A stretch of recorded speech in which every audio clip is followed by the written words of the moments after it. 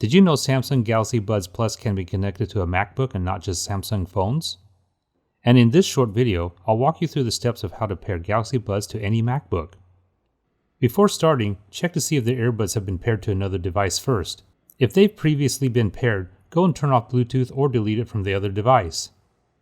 Then place the Galaxy Buds back in their charging case for about 10 seconds. To start the connection process, open the lid on the charging case and you'll see the power light turn on. Now on your MacBook, open System Settings, then click on Bluetooth. In a few seconds, you'll see the Galaxy Buds appear in the window. Here, just tap on the name and in a few seconds pairing is complete. Your Galaxy Buds are now ready to use with your MacBook. It's a super simple process for connecting to any phone or computer.